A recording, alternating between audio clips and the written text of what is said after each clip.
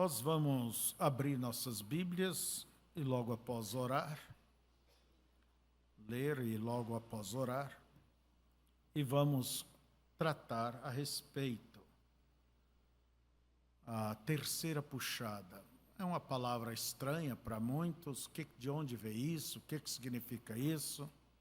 Então nós queremos rapidamente dissertar sobre estas coisas.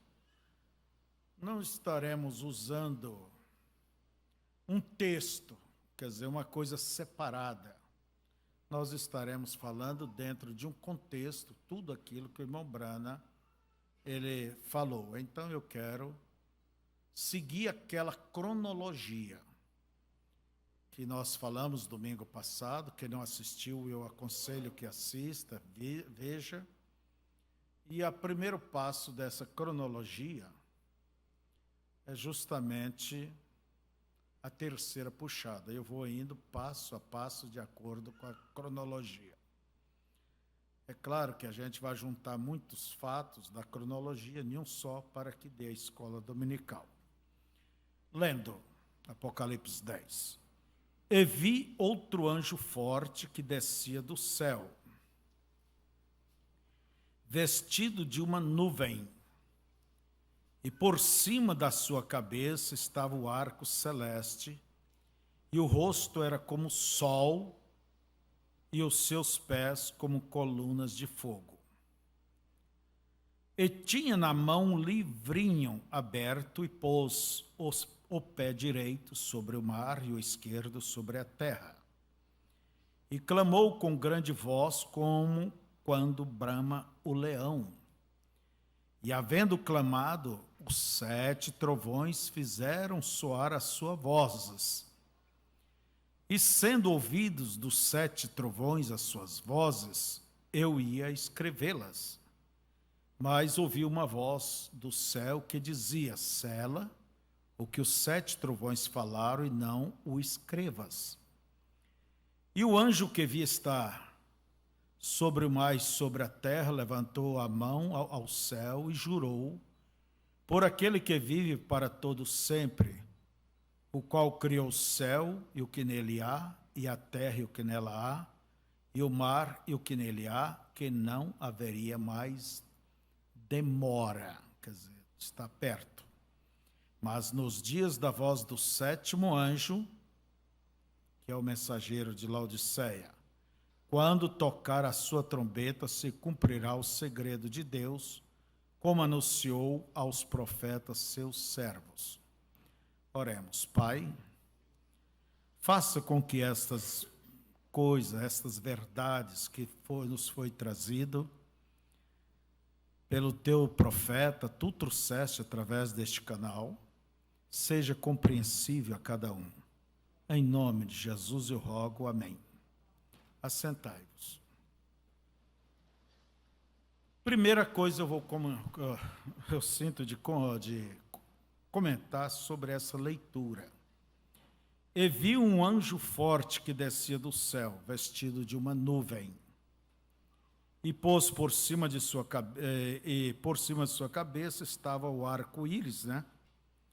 E o rosto era como o sol e os pés como colunas de fogo. Quem é este anjo forte? Jesus Cristo.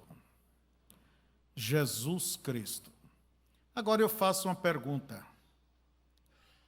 Jesus, ele desceu do céu? O que significa isso, descer do céu?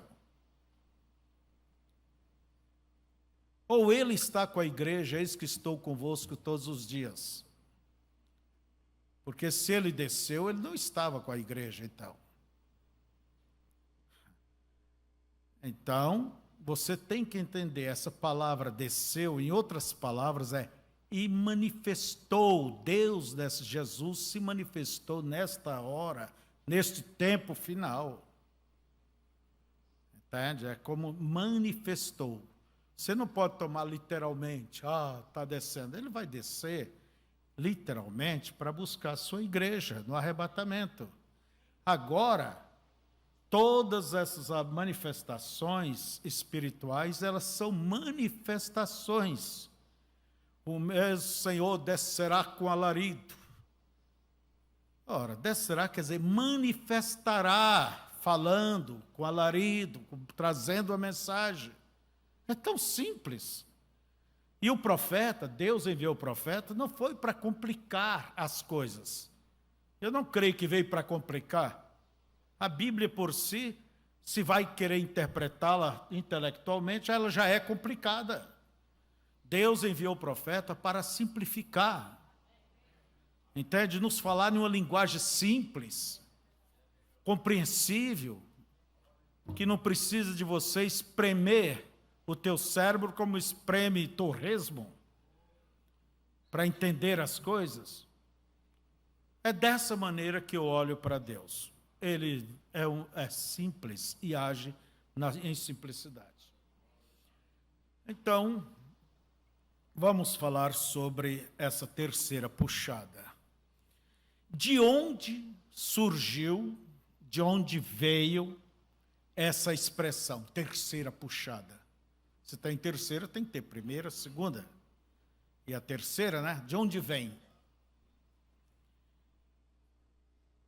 Isso, irmãos, essa expressão, pela primeira vez, nós vemos ela acontecendo em uma visão que o irmão Branham teve no ano 55. Que o anjo lhe ensinou a pescar. E o irmão Branham embaraçou a linha, e o anjo havia dito: firme a isca, jogue, os peixinhos, os lambari vão vir. Não deixe eles comerem. Puxe, olha a primeira puxada. E a aglomeração dos pequenininhos ia chamar a atenção dos médios, porque seria isca para os médios.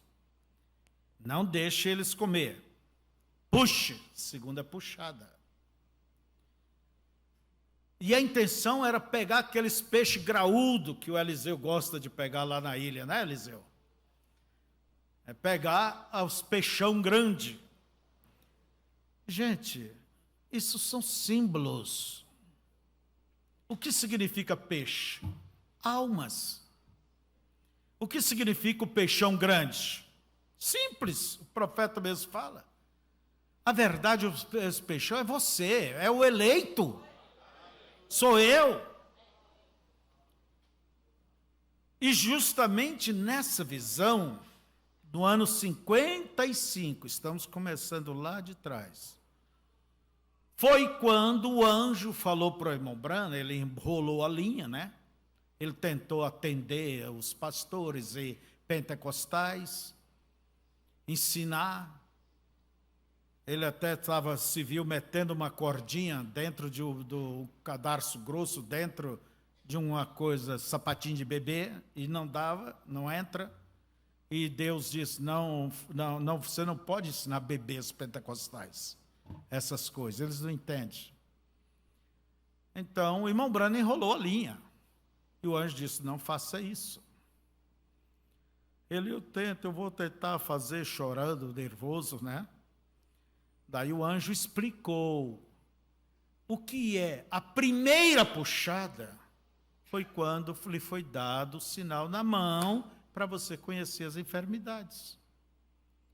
Quem, vamos dizer, inventou essa coisa de puxada, não foi nenhum homem, não. Quem disse foi o próprio anjo do Senhor.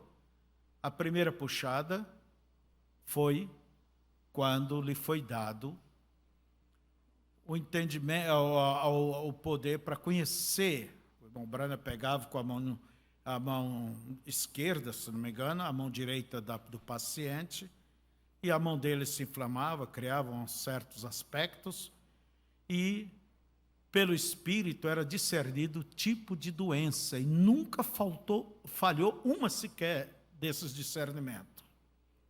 Milhares e milhares de vezes. Então ali diz, esta é a tua primeira. Quando lhe foi dado a conhecer o segredo dos corações, esta foi a segunda puxada. Mas a terceira não será pública, quer dizer, não será, entende, ensinada. Será uma coisa que não vai, você não vai embaraçar a sua linha de novo.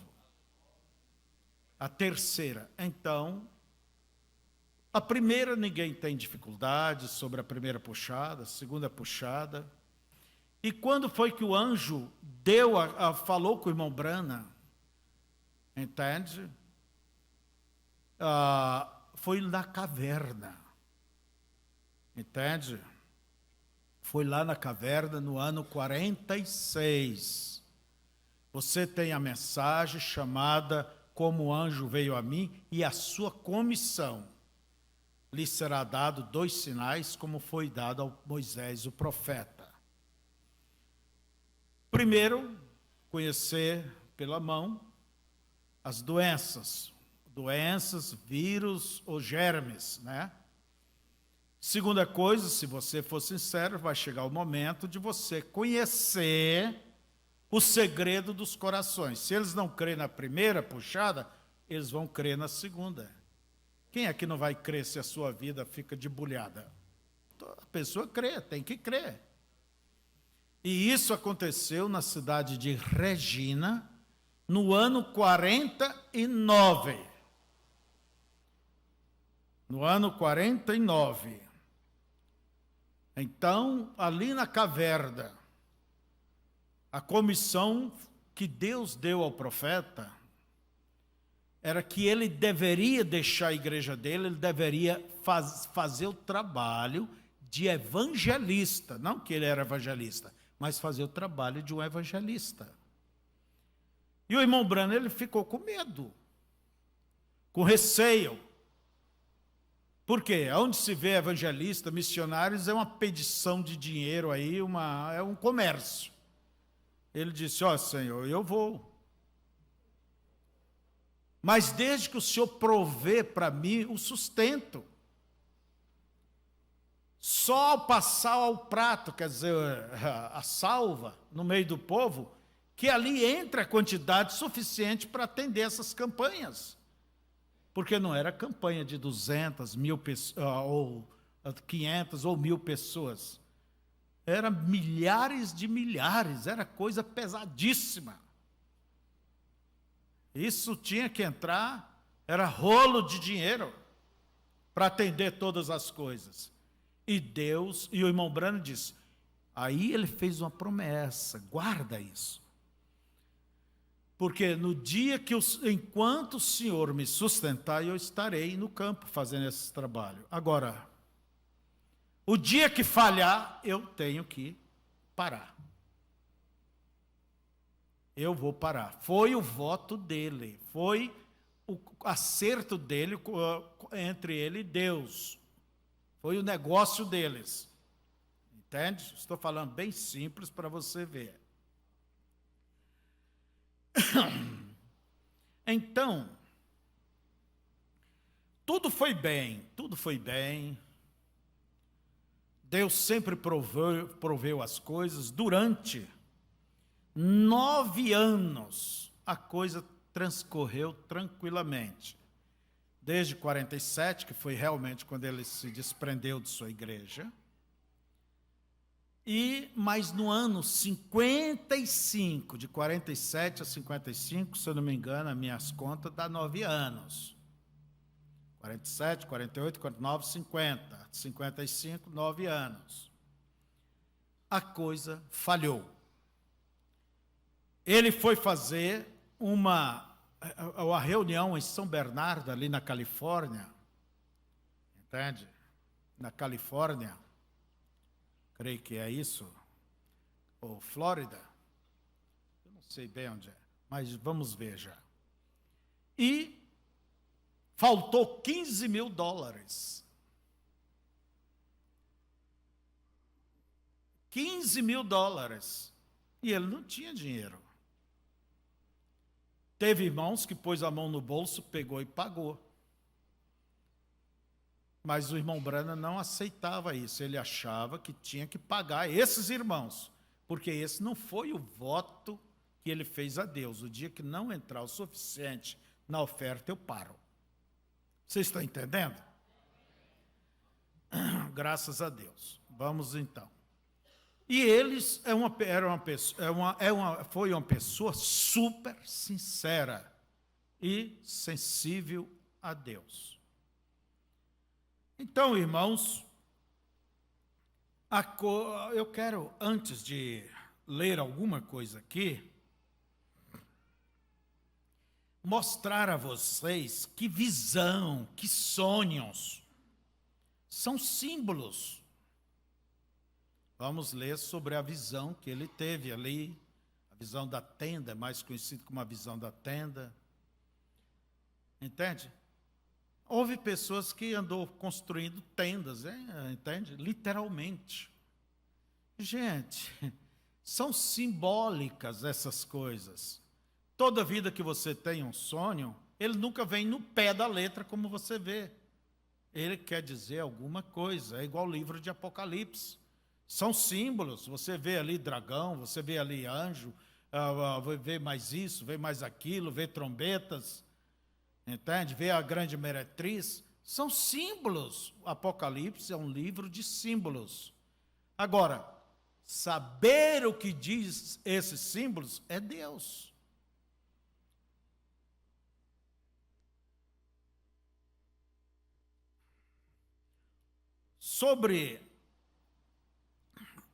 Você nunca deva tomar no pé da letra.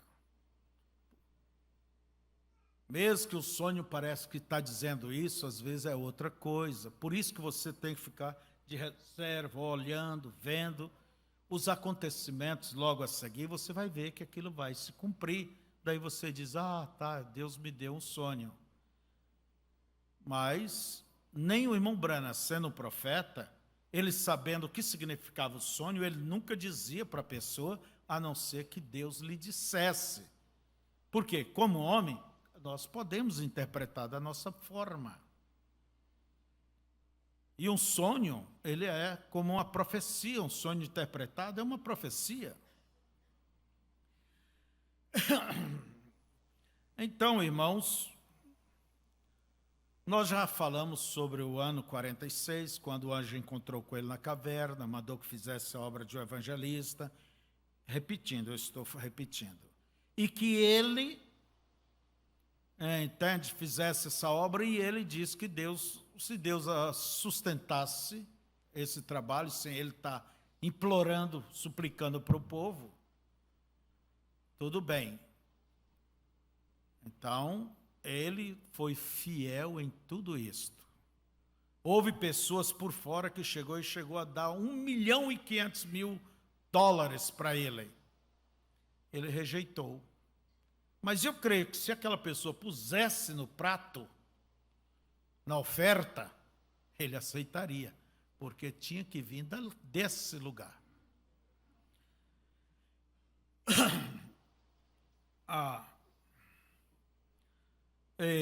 Então, São Bernardo, Califórnia, tá certo.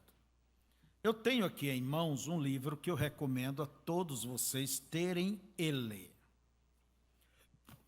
É uma coleção de livro chamada Sobrenatural, são 6 livros. É a melhor exposição da vida e do ministério do irmão Branham, contado com as próprias palavras do irmão Branham. Esse irmão que fez isso, Owen Georgeson, ele leu todas as mensagens, ele selecionou cada assunto, então ele completou cada acontecimento, tomando os assuntos que cada mensagem falou sobre aquilo. E ele usava as próprias palavras do irmão Branham. Quer dizer, não as dele, não, ele usava o próprio, tomava da mensagem e usava. Então eu recomendo que todos obtenham este livro. Os crentes da Bíblia têm ele. Está quanto a coleção? Só 52?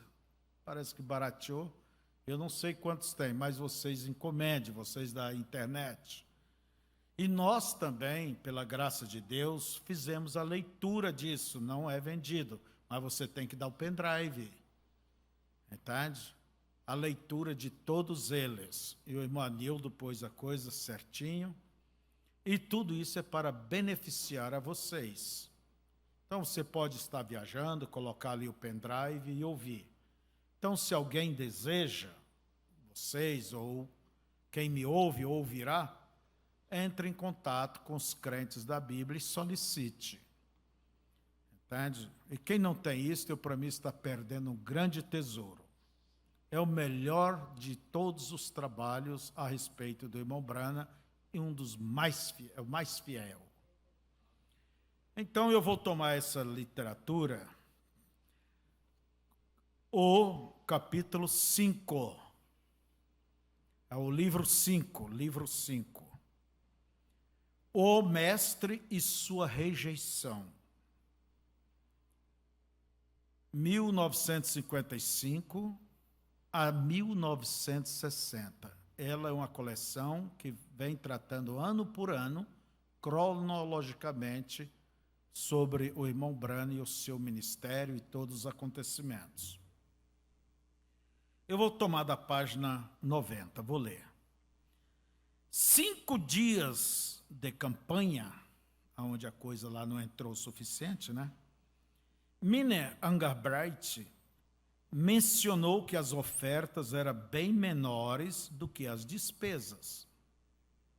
E para que você saiba, o irmão Brana chegou a despedir 2 diretores de campanha dele, porque tentou pressionar o povo para que desse dinheiro. O irmão Brana pôs eles para cair fora. Ele era um homem que vale a pena você conhecer e seguir o exemplo de um homem desse. Vale a pena. Agora essas coisas modernas aí não. Então, 5 dias de campanha, Miner Angarbright mencionou que as ofertas eram bem menores do que as despesas.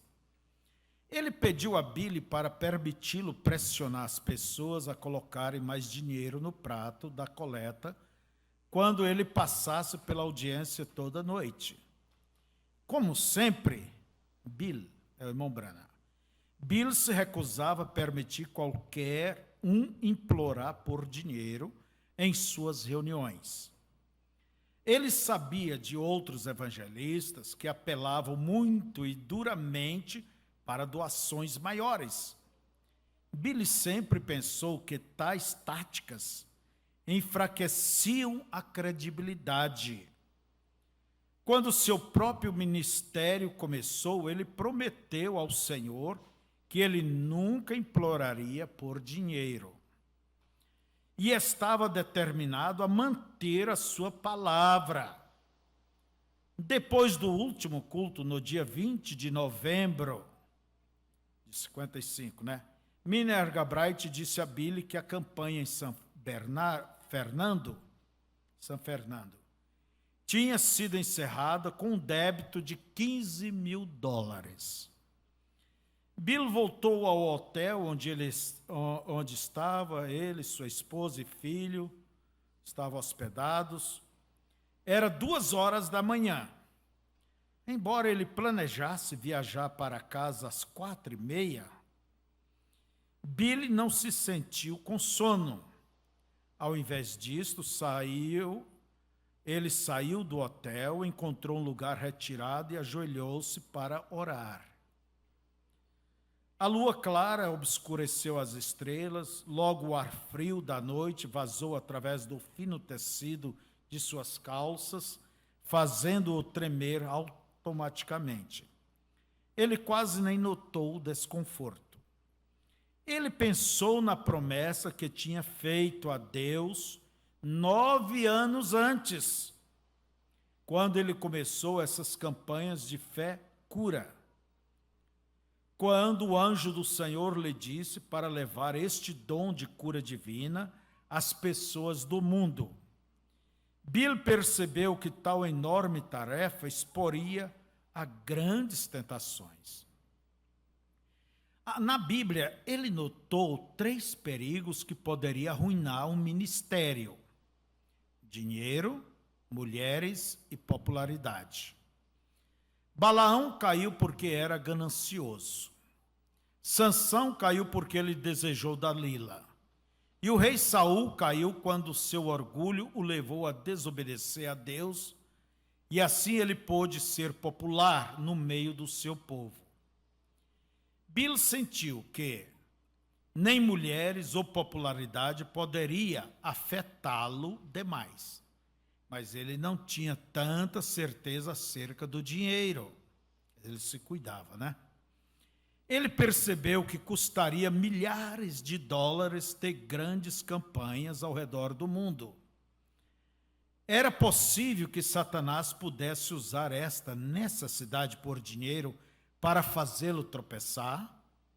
Para ter certeza de que isto nunca aconteceria, Billy prometeu a Deus que ele ficaria no campo enquanto Deus suprisse suas necessidades e ele jamais tivesse que implorar por dinheiro. Por 9 anos e meio, Deus tinha suprido todas as suas finanças, até esta semana. Através de sua oração, Bill lutava com indecisão. Ele sabia que Deus o tinha especificamente chamado para fazer um trabalho, e ele tinha prometido a Deus que ele faria esse trabalho enquanto Deus provesse os fundos. Deus tinha feito isto até esta semana. Então, o que Bill deveria fazer agora? Ele deveria continuar fazendo o trabalho que Deus atribuiu a ele, ou ele deveria manter sua promessa a Deus e sair do campo evangelístico? Por 2 horas, Bill orou por direção, lutando com todas as possibilidades que ele podia imaginar. Logo depois das 4 horas, ele se levantou, limpou a poeira de seus joelhos e lentamente voltou ao hotel. Sua escolha parecia clara: ele deveria manter sua promessa a Deus e parar de evangelizar. Vocês vão ver isso na mensagem, essas mesmas coisas na mensagem Véu Adentro. A lua estava se pondo no oeste, o céu no leste estava clareando enquanto o amanhecer se aproximava. Meda e Billy, Paul, a esposa dele, o filho, foram carregar o carro. Vendo seu marido com o semblante de quem tinha chorado, Meda naturalmente perguntou: Billy, qual é o problema? Eu estava conversando com o Senhor. Ele não conseguia dizer que estava deixando o trabalho. Ele decidiu que contaria a sua família no Arizona. Então, enquanto fosse atravessando aqueles estados. Quando eles cruzaram a linha do Arizona, ele ainda não conseguiu dizer. Texas, atravessaram o Texas, ele iria contar no Texas. O Texas veio e passou e ele ainda continuou quieto pensando. O que Deus estava tentando lhe dizer não era apenas pequenas multidões em São Fernando que o fazia desejar saber. Durante os últimos meses, ele tinha visto uma mudança acontecer em todo o país. Onde uma vez ele tinha milhares de cartas por semana, agora elas estavam ficando apenas em centenas. É claro que isto não mudou suas finanças. Raramente alguma dessas cartas tinha dinheiro. Ele enviava por correio pedaços de pano gratuitamente, pelos quais ele orava. O que o deixava confuso era o descrente interesse em seu ministério. Poderia ter algo a ver com uma situação de ensinar mais doutrina? Ele desejou saber o que ele faria agora. como ele sustentaria sua esposa e filhos, como chefe de lá, né? Aqui estava ele, 46 anos de idade, pouca graduação escolar, experiência mínima em negócios e muitas poucas habilidades comerciáveis. Talvez ele pudesse conseguir seu antigo trabalho no serviço público da Indiana. Talvez ele e Bank Woods entraria nos negócios construindo casas. A Bank Woods era um irmão. Banks era um bom carpinteiro. Billy sabia que quanto mais rápido voltasse ao trabalho, mais rápido ele pagaria estes $15.000 que devia. Parecia irônico que ele, de repente, estava profundamente endividado. Se ele guardasse para si 1/100º do dinheiro que as pessoas tinham oferecido a ele, pessoalmente, ele seria um multimilionário. Agora, ele tinha recusado estes presentes, ele sentiu que se ele tivesse uma boa conta bancária, ele poderia confiar no dinheiro ao invés de confiar no Senhor. Sua igreja lhe pagava um salário de $100 por semana. A maioria do dinheiro que ele coletava durante suas campanhas ia para pagar despesas. Se sobrasse algum dinheiro, ele o dava aos missionários cristãos ou às obras de caridade. Esta aproximação manteve a conta de suas campanhas Brana quase a zero. Esta poderia não ser a maneira mais conhecida nos negócios para dirigir seu ministério. Inclusive, ele foi criticado por isso, né? Porém, ele jamais tinha tentado ser um bom homem de negócios. Ele apenas tentava ser um bom evangelista. Recentemente, a Secretaria da Receita Federal lhe avisara que eles gostariam de examinar suas finanças de campanha. Ele não estava preocupado com o exame, mas pareceu estranho que a Secretaria da Receita escolheria examinar seu ministério justamente nessa hora particular. O que o Senhor estava tentando lhe dizer? Havia algo ainda de errado com seu ministério? Algo mais precisava mudar? Ninguém podia negar o impacto que seu ministério causara na igreja cristã nos últimos 10 anos. Além de milhares de pessoas salvas e curadas em suas campanhas, ele inspirava centenas de ministérios similares. Muitos destes novos eram homens genuinamente cheios do Espírito Santo, mas nem todos, e talvez ali estava o problema.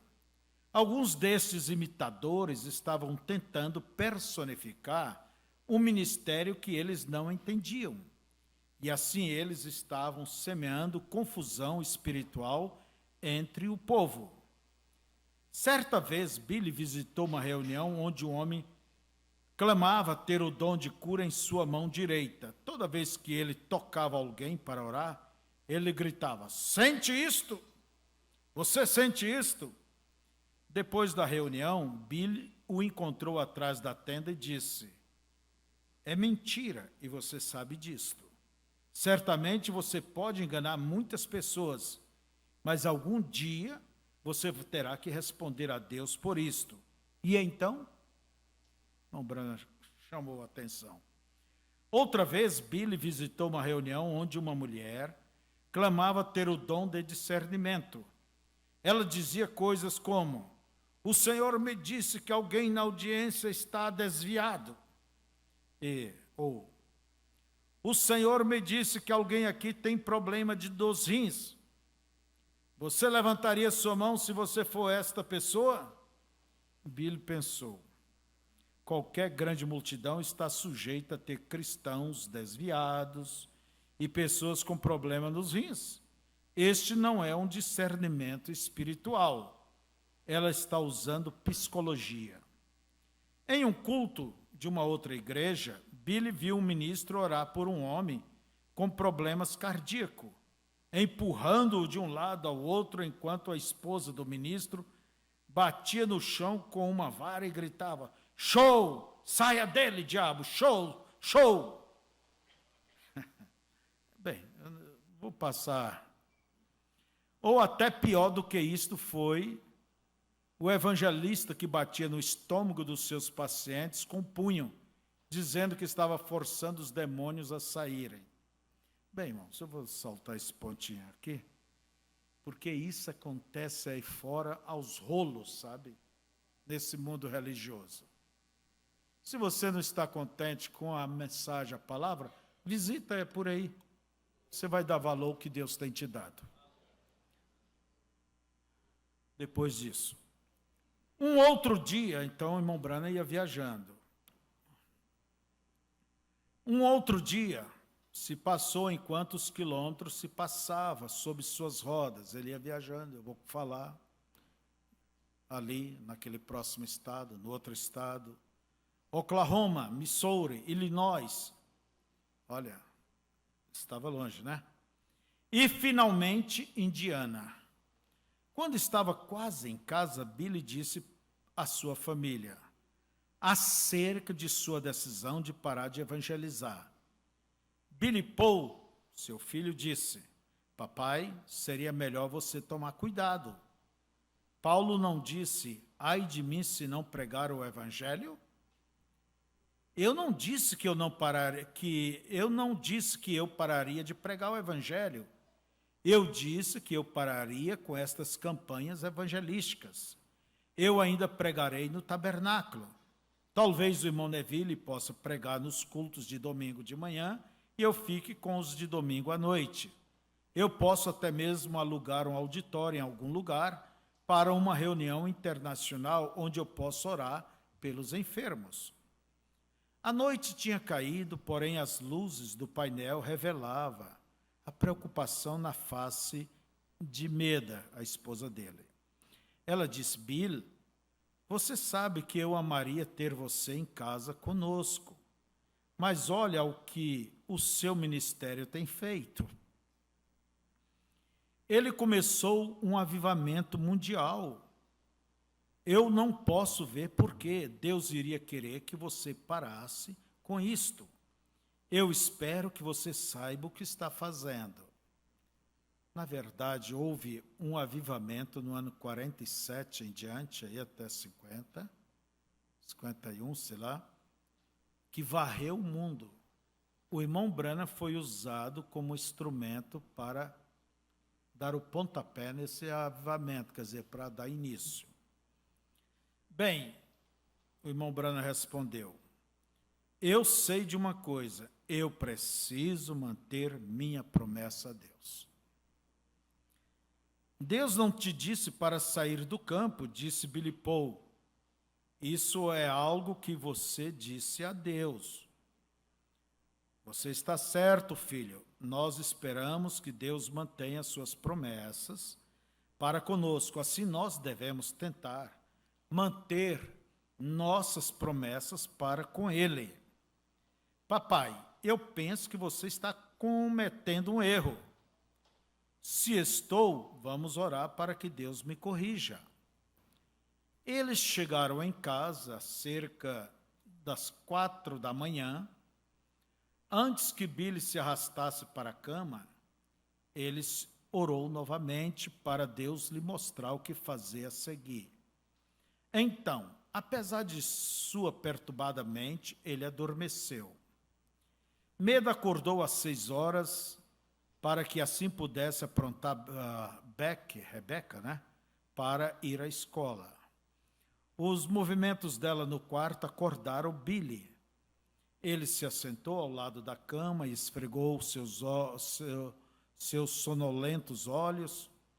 "Querida, esta manhã eu vou ligar para a Companhia de Serviços Públicos e ver se consigo meu antigo trabalho de volta. Se eu não consegui-lo, eu verei se o irmão Banks quer entrar no negócio comigo. Eu tenho que ganhar algum dinheiro para que assim eu pague esta dívida."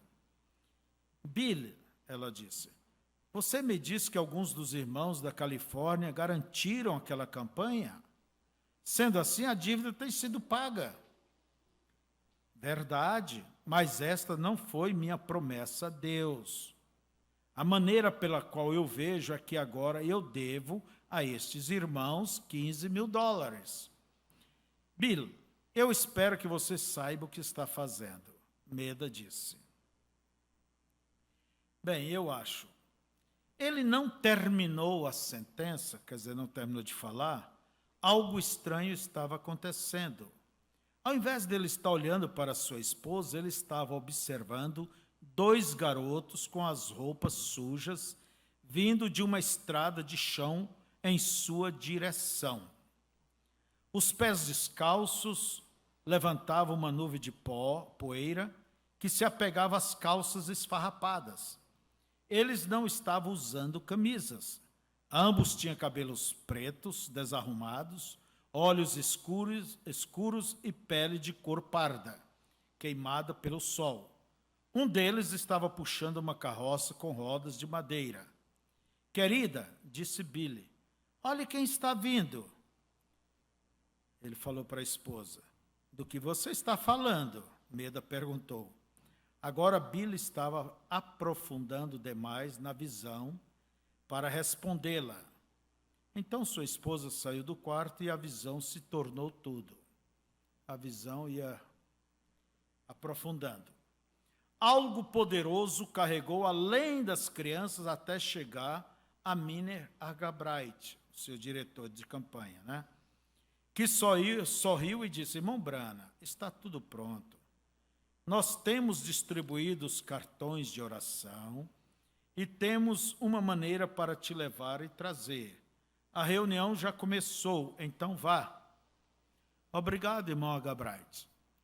Bill passou, isso é em visão, né?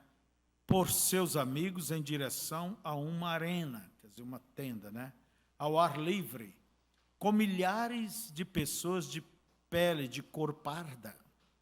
A multidão estava ouvindo a um pregador que falava de uma plataforma construída no centro da arena. Billy perguntou a um grupo de ministros, quem é aquele homem? Um ministro loiro disse, eles o colocaram ali. Eles quem? Billy perguntou. Sem respondê-lo, os ministros se afastaram, todos exceto o loiro. Neste momento, o pregador da plataforma disse, vocês estão dispensados. A multidão começou a sair. Daí, ele não deveria ter feito isto, Billy protestou. Ele não fez uma chamada de altar. Está tudo bem, disse o loiro, segurando um saco de dinheiro e balançando assim, Assim, Billy podia ouvir a moeda tinindo. Já levantamos a oferta?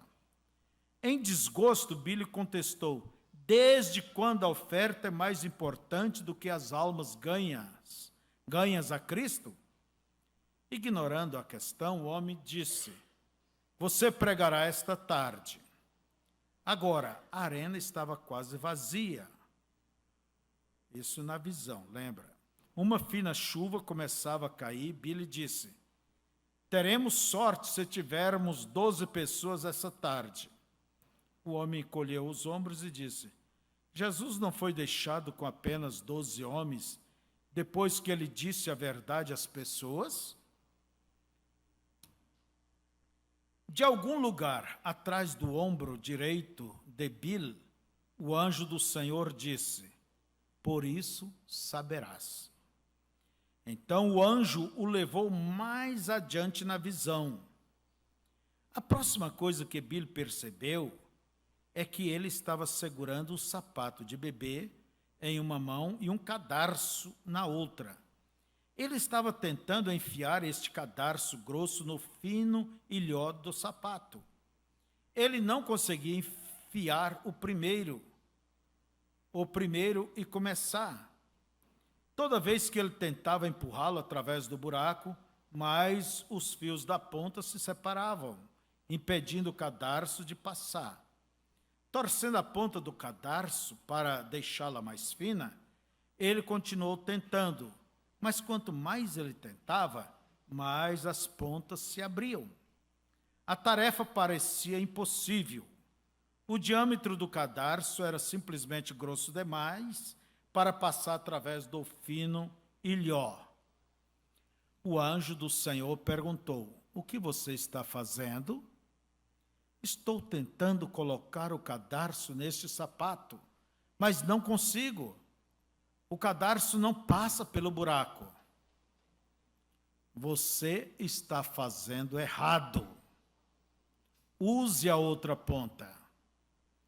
Ele tinha estado se concentrando tão atentamente em colocar o cadarço no sapato do bebê, que ele não tinha percebido quão comprido ele era. Ele ia pelo chão, onde dava várias voltas em um grande amontoado. Vendo a outra ponta, Billy pôde ver que era pequena o suficiente para facilmente passar pelo ilhó. O anjo disse: você não entende? Você não pode ensinar coisas sobrenaturais aos bebês pentecostais. Se você tentar, irá apenas causar personificações carnais. Então o anjo do Senhor o levou mais adiante na visão, até ele chegar a um bonito lago. Cercado por árvores verdes, a água parecia tão clara quanto cristal.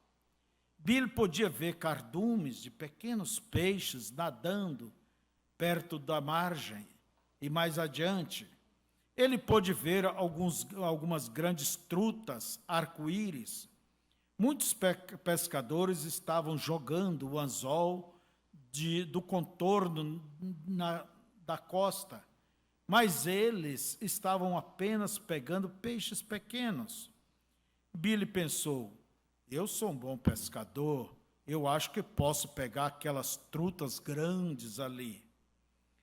O cadarço se transformou em uma linha de pescar. E o sapato do bebê tinha agora se tornado numa isca e anzol. Uma varinha de pescar estava ao seu lado no chão. Bill pegou a varinha e bobinou a linha. Enrolou, né?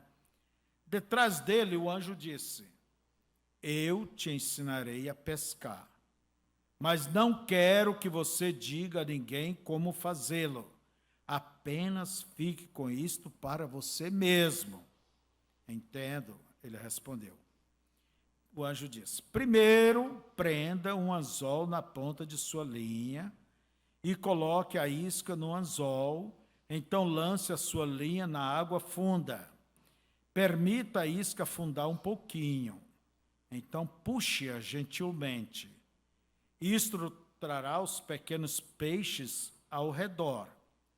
Quando você sentir que um deles beliscar a isca, puxe a linha de novo, apenas um pouco mais forte do que a primeira vez. Isso espantará os pequenos peixes, que, por sua vez, atrairão a atenção dos grandes. Quando você sentir um daqueles grandes beliscar a isca, puxe fortemente para fixar o anzol firmemente em sua mandíbula. Então você pode bobinar a linha. Bill começou a fazer o que o anjo disse. Enquanto ele estava colocando a isca, os outros pescadores vieram para observar. Estes pescadores eram todos ministros cristãos, e eles estavam entusiasmados em vê-lo ali, dizendo coisas como: louvado seja o Senhor, é o irmão Brana, ele é um verdadeiro pescador, vamos observar como ele faz isto, ele pode nos mostrar como pegar muitos peixes. Empolgado com toda essa atenção, Billy disse: certamente eu vou mostrar a vocês como isso é feito. Ele lançou sua linha longe no lago e permitiu a isca afundar. Agora, irmãos, aqueles pequenos peixes estão bem, mas nós queremos pegar os grandes também. Aqui está como você faz isso. O irmão Brana disse. Primeiro, dê um gentil puxada em sua linha. Isso atrairá os pequenos peixes. Quando um peixe beliscar a isca, puxe a linha novamente. Um pouco mais forte, mas não demais. O pequeno peixe será afugentado e o grande virá ao redor para ver o que está acontecendo. Um desses grandes companheiros está sujeito a pescar a isca. Ele falando para os ministros. Bill demonstrou essa técnica dando a sua linha, a sua primeira gentil puxada, segurando um cardume de pequenos peixes. Nadaram em direção à sua isca. Isso entusiasmou os ministros, que davam leves tapinhas nas costas um dos outros e diziam, aleluia, louvado seja o Senhor, isto é maravilhoso. O entusiasmo deles contagiou Billy, e assim que ele sentiu uma beliscada com sua isca, ele estava tão ansioso para pegar um peixe que puxou forte demais sua vara, trazendo sua linha para fora da água, até a margem. A linha caiu ao redor dele toda enrolada, chamamos embaraçada, né? Ele, de fato, pegou um peixe, mas um tão pequeno que ele desejou saber como o peixinho conseguira abocanhar a isca. Os ministros perderam o interesse e se afastaram. Quer dizer, o irmão Brana teve aquele ministério de cura e maravilha, mas qual o resultado que aquilo deu? Nada, quase nada. Agora o anjo do Senhor entrou na linha de visão.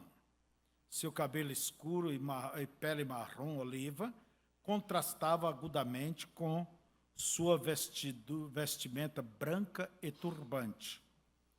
Ele cruzou os braços e carranqueou. Quer dizer, o anjo ficou com a cara feia, né? E disse para o irmão Brana, você fez exatamente o que eu te disse para não fazer. Bill se sentiu envergonhado. Eu sei que eu não fiz o correto. Ele chorava. Enquanto lutava para desfazer a bagunça ao redor dele, eu puxei forte demais na segunda vez. Não deixe sua linha toda amaranhada nesses tipos de tempos, o anjo admoestou. Esta lição sobre pescaria é simbólica a respeito de seu ministério. A primeira puxada foi quando você tomou as pessoas pela mão e pôde sentir as vibrações de suas enfermidades. A segunda puxada foi o discernimento que te permite saber o segredo dos corações das pessoas. Quer dizer, o próprio anjo disse que isso eram as puxadas. Eu te fiz um vidente diante do povo. Vidente quer dizer profeta. Mas você esteve sempre tentando explicar isto. Você não deveria ter feito isto. Você pegou um dom sobrenatural e fez dele um show público. Fazendo isto, você fez muitos personificadores carnais se levantarem e espalharem confusão. Sinto muito, eu tentarei ter mais cuidado depois disso. Para grande alívio de Bill, ele finalmente desenrolou a linha, segurando-a levemente, ele levou o braço para trás para lançar a linha novamente. Antes que o fizesse, o anjo o levou ainda mais adentro na visão. Vocês vejam que ele ia aprofundando. Vocês estão entendendo? Agora, ele estava pairado no ar nessa nova etapa da visão. Não abertamente, mas ao invés disto, ele parecia estar dentro de algum tipo de estrutura acima dele. Se estendia um teto cupulado, como de uma catedral ou de uma tenda gigante. Billy jamais vira tal enorme abrigo. Abaixo dele estavam milhares de pessoas assentadas em fileiras de frente para a plataforma e estava em uma das pontas da tenda. Certamente, centenas de pessoas estavam ajoelhando-se na plataforma, clamando quietamente, adorando a Jesus Cristo. Aparentemente, esta era uma reunião evangelística, e o pregador tinha recém feito uma chamada de altar. Bill disse: agora sim está melhor. Um cavalheiro de aparência generosa subiu ao púlpito e disse com uma voz tranquilizante: enquanto o irmão Branham está descansando, vamos formar fila de oração. Todos com cartão de oração, alinhem-se aqui à minha direita. Bill estava posicionado na mesma direção da multidão, que é em direção ao púlpito, à plataforma. De seu ponto de vantagem acima do ajuntamento, ele observava as pessoas com cartões de oração se levantarem e moverem-se à esquerda delas, formando uma fila que continuava até lá atrás da tenda para fora.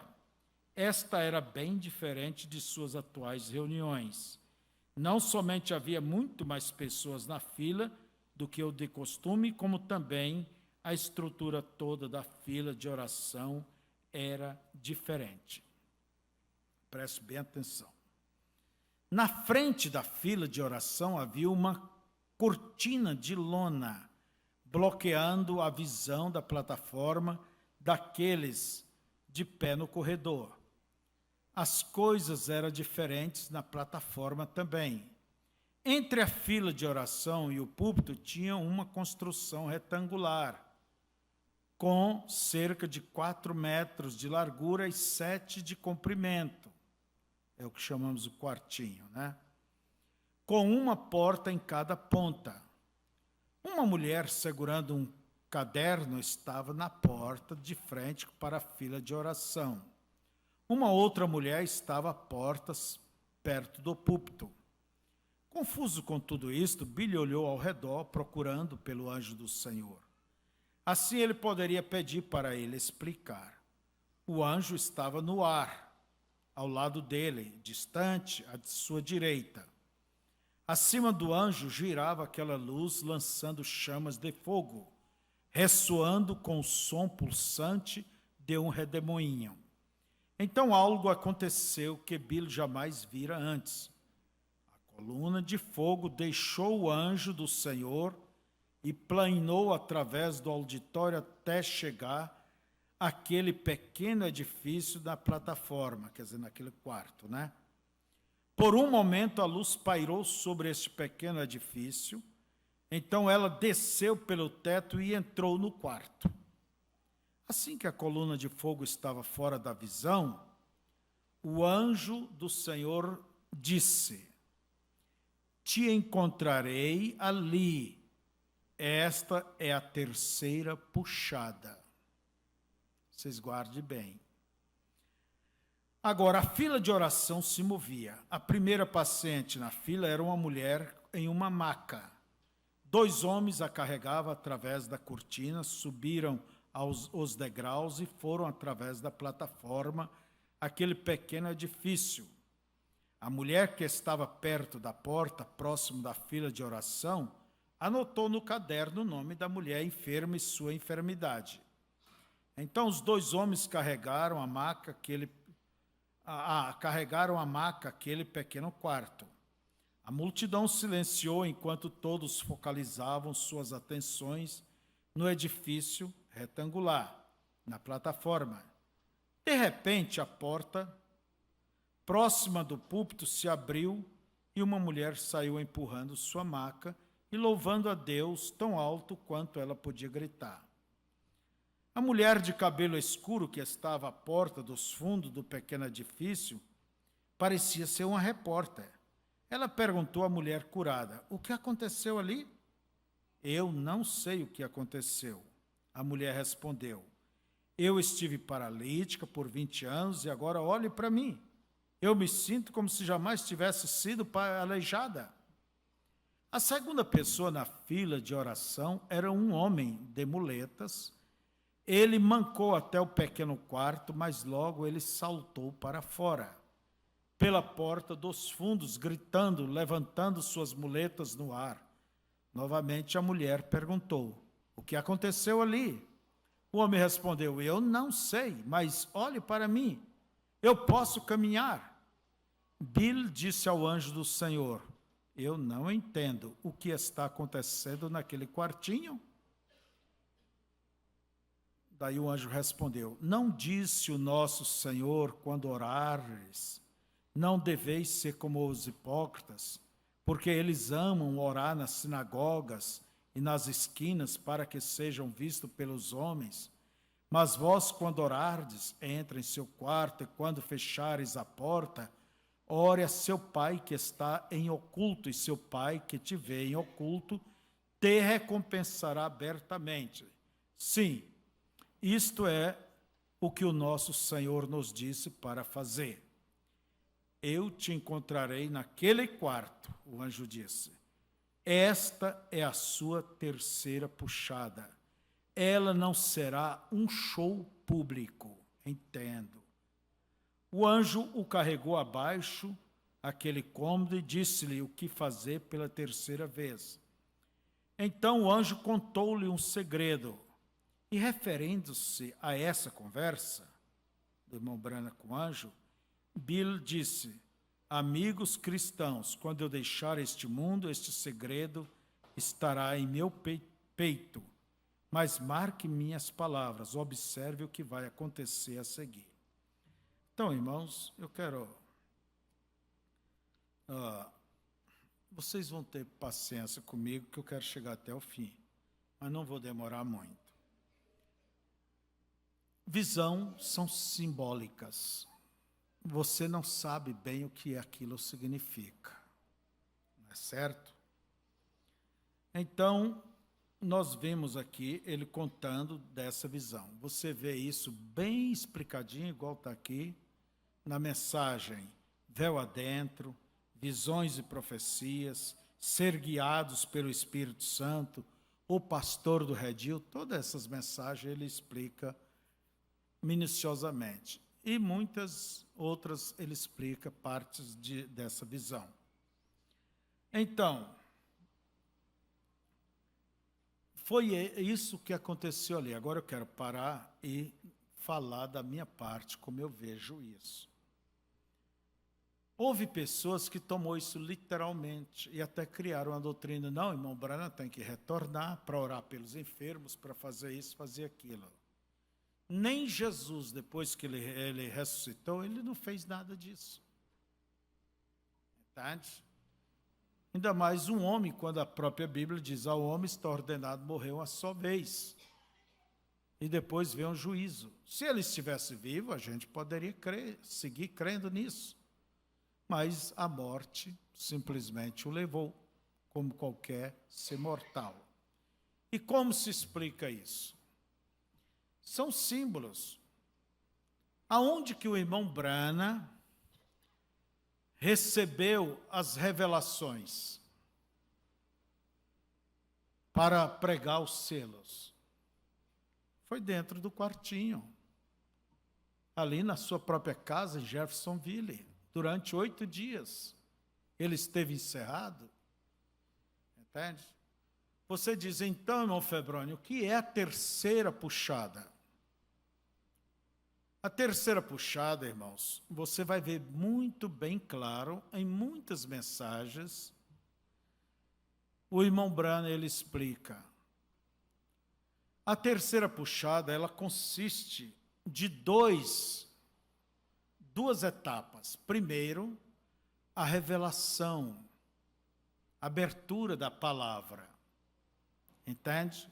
Que nós temos como os selos, mas lembre-se disto. Os selos é uma confirmação de todas as mensagens pregadas antes, os ensinos, semente de serpente, batismo. Então, os selos, ele é uma confirmação, diz o profeta, de tudo isto. E quando a espada caiu na mão do irmão Branham, nós vamos olhar isso ainda mais para frente. Lá no Cânio Sabino, no coração dele veio: esta é a tua terceira puxada. O que é a terceira puxada? A palavra, a espada que representa a palavra, na mão de um profeta. Então, nós vemos a abertura dos selos. E o que é a abertura dos selos e tudo isto? Não é nada mais do que os 7 trovões que soaram. Cada anjo, veio 7 anjos a ele, cada anjo representava um dos selos. O 7º era um anjo brilhante, que se representava que ele tinha o selo para o irmão Branham. Quer dizer, o mais importante eram os 7 anjos. E nós vemos, ele pregou o quê? A mensagem. A abertura da palavra não é um ponto, é toda a mensagem. De uma maneira contextualizada, não individualizada aqui e ali. Por isso que é necessário juntar tudo. Mas vocês têm nos ouvido por muitos anos dizer que a terceira puxada é aquela palavra falada. E eu creio que é justamente o que essa mensagem está nos levando para aquele poder, aquela palavra.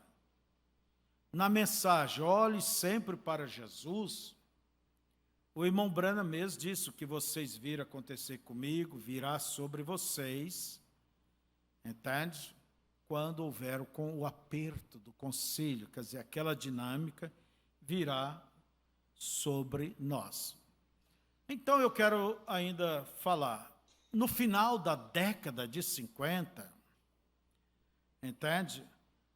Houve uns acontecimentos na vida do irmão Branham, no ministério dele, com a sua pessoa, e ele, como era uma pessoa observadora e minuciosa, ele viu que a coisa estava mudando. Entende? Porque ele percebeu alguns acontecimentos que era a palavra falada. Então, a terceira puxada, você tem que olhar não só a palavra falada, mas a palavra revelada, a palavra manifestada. O próprio irmão Branham se sentiu seguro, ele mesmo diz, que eu creio que a Bíblia, que eu tenho uma relação dentro da Bíblia. Quer dizer, é uma Bíblia que ele tinha que cumprir. Apocalipse 10, 7. O próprio irmão Branham se tornou confiável, ele, quer dizer, mais confiado, ele confiado, quando houve abertura dessa palavra, dos trovões, então, dos selos, mistérios. Por quê? O que prova que o 7º anjo é o 7º anjo de Apocalipse 10, 7, é que ele revelaria aqueles mistérios. E quando Deus usou o irmão Branham para abrir esses mistérios, o próprio irmão Branham pôde definir com segurança que ele era realmente o profeta Elias prometido. Aleluias por isso. Por quê? Ele não tinha confiança antes porque faltava cumprir essa escritura de Apocalipse 10. Mas quando ela se cumpriu, ele viu que ele era o mensageiro mesmo da era Laodiceia. Ainda mais um instantinho. A palavra falada, todas as vezes que ela aconteceu, irmãos, ela só aconteceu, eu tenho dito isso muitas vezes, diante de uma superunção. O irmão Branham chama isso uma superunção, não uma unção, mas algo muito mais forte. Se assim foi, assim vai ser com a igreja. E eu quero dizer, não é interpretações de A, B, C, ou D, ou F, ou Z, que vai levar a isso. Não. Então você tem que ser mais maduro, mais equilibrado. Entende? E aqueles que dizem que tem, que são os genuínos, então prova mostrando essa palavra falada. Não mostrando blá, blá, blá, blá, blá. Prove. Porque tem que provar, porque ela vem a revelação da palavra, mas aquilo se conclui nisto. A dinâmica sobre a noiva. Prove, traga a dinâmica.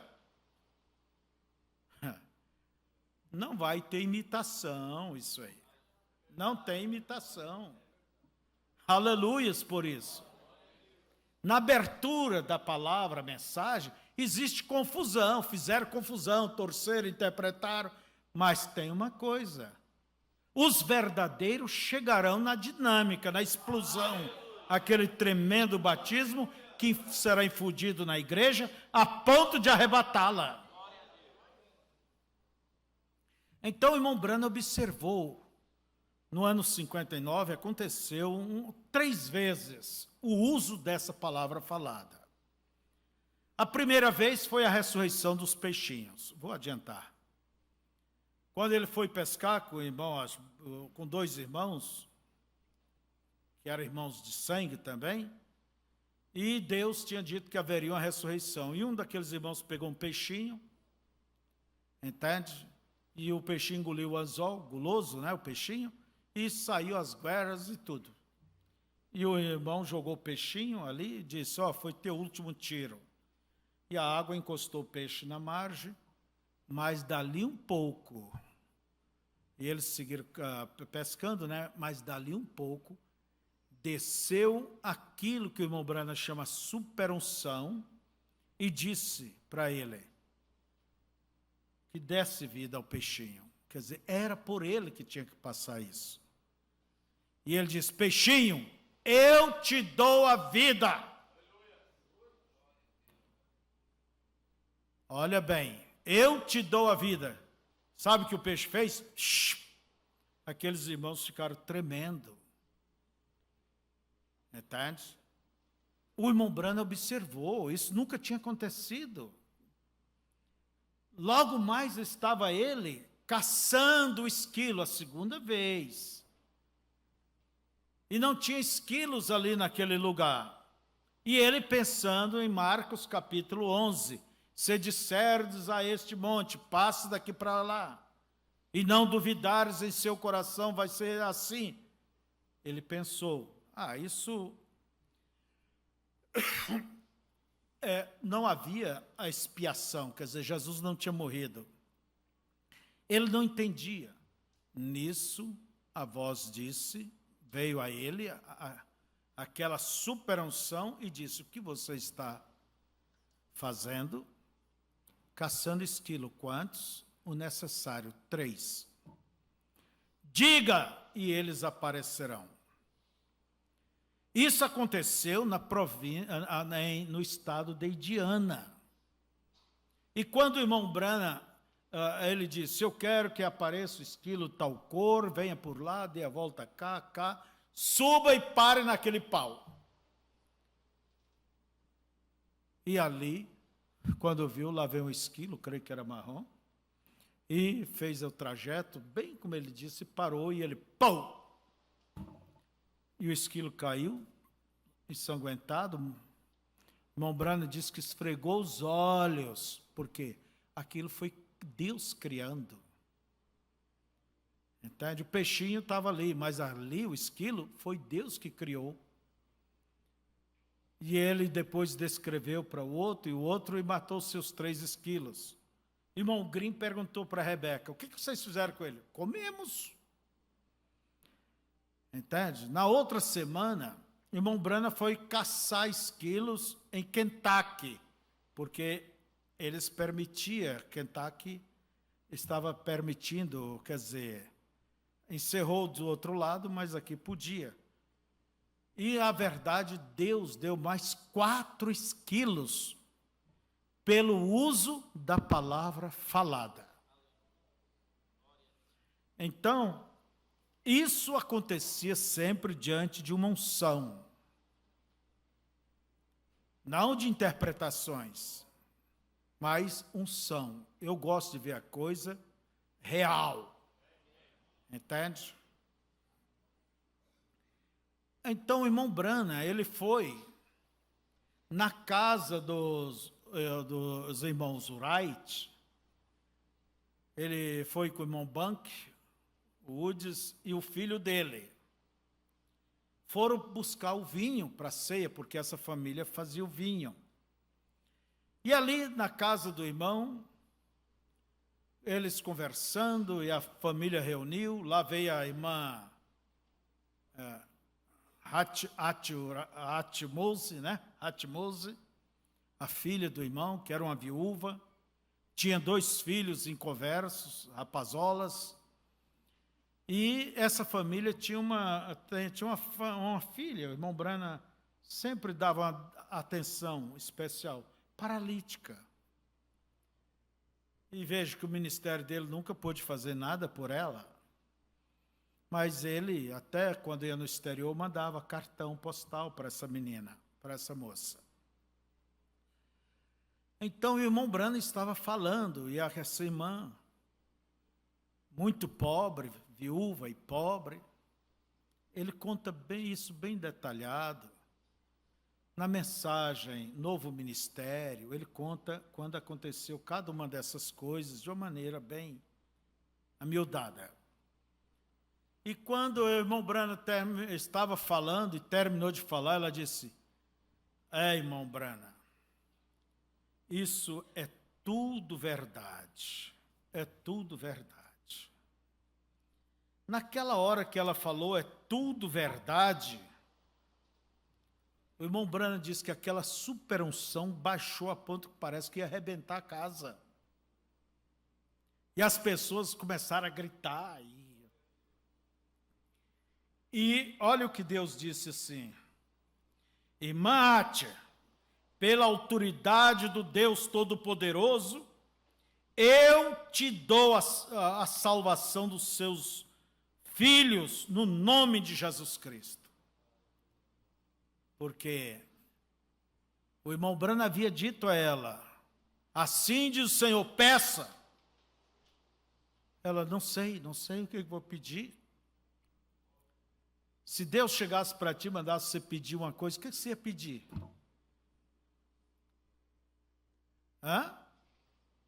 Você ia fazer igual o homem da pipa que morava com a mulher? Que o mágico apareceu, uma historinha. E disse: então peça 3 coisas.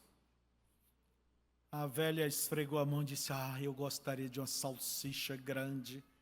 E ali a salsicha: mulher, tu gastaste um pedido.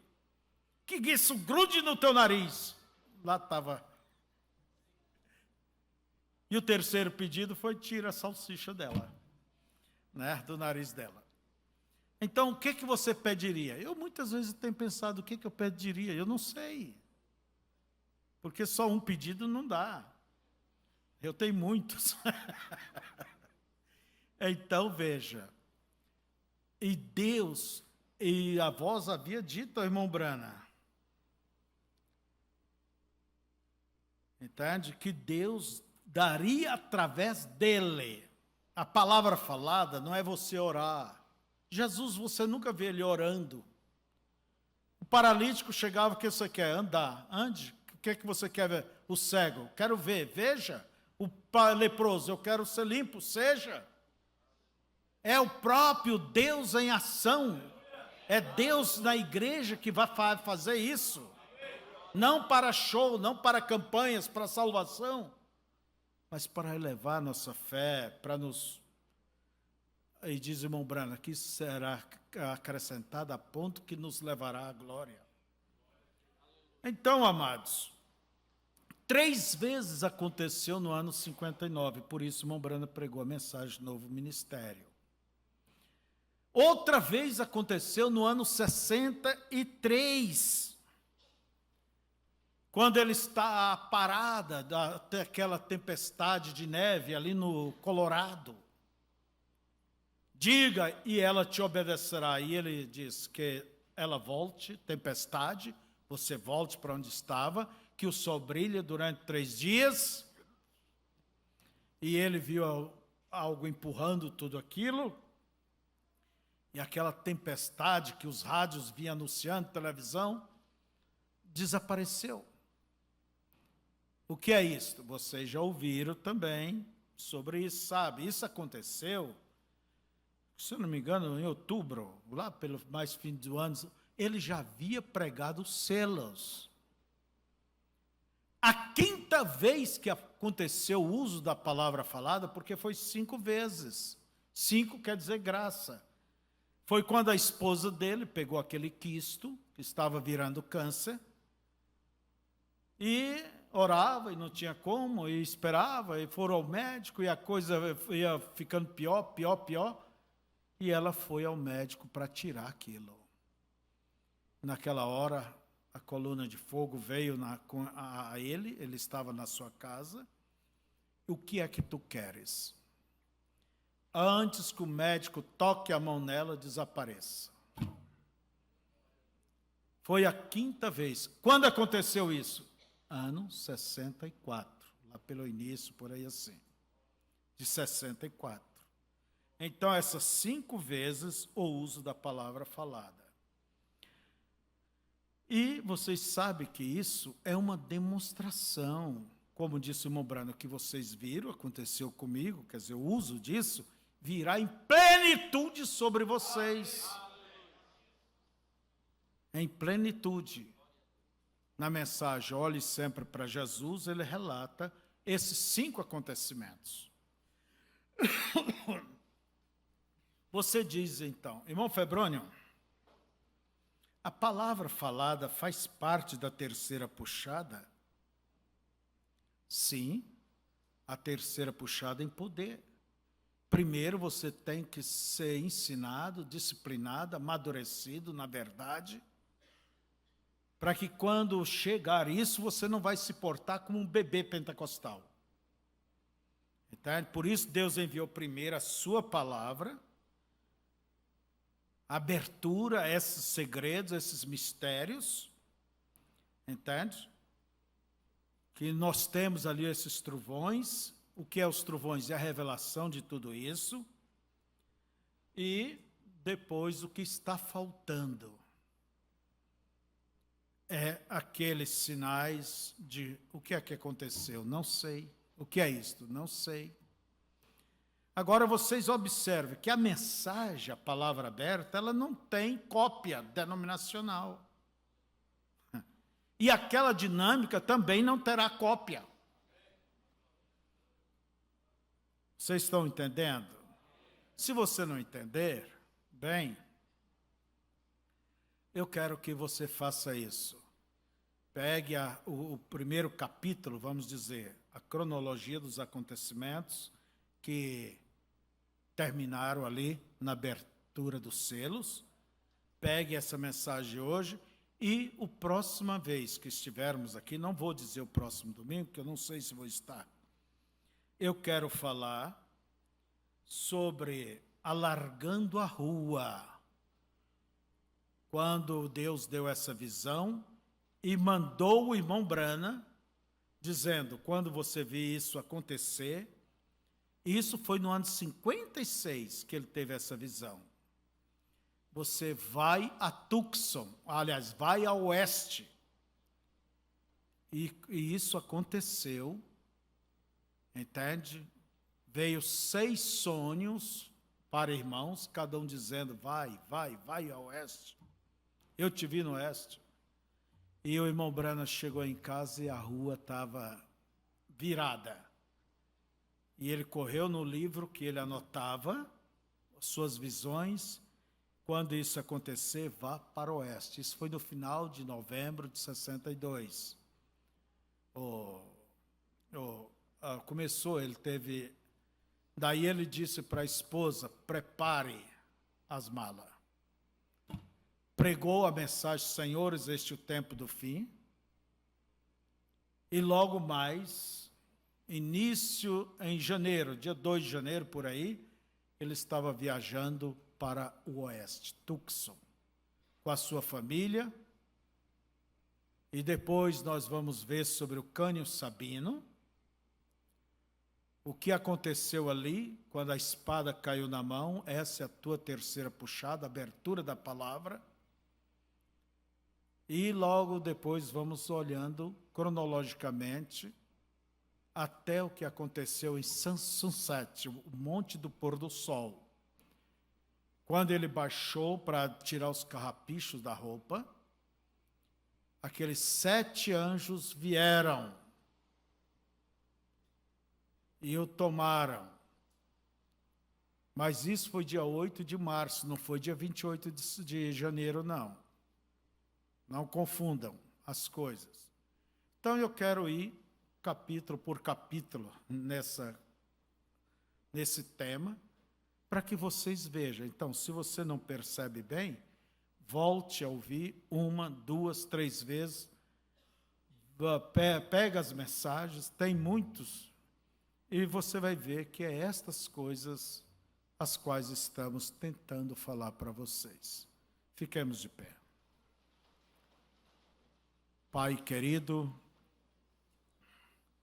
nós estamos trazendo estas coisas para ajudar teus filhos a terem uma clara visão dos acontecimentos, do que o Senhor tem feito, e serem bem sólidos na mensagem, para que não sejam levados, ó Deus, por ventos de doutrinas que sopram de todo jeito, todo lado, todas as cores e toda temperatura.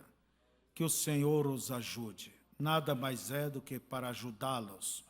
E eu lhe agradeço por tudo. Em nome de Jesus. Amém.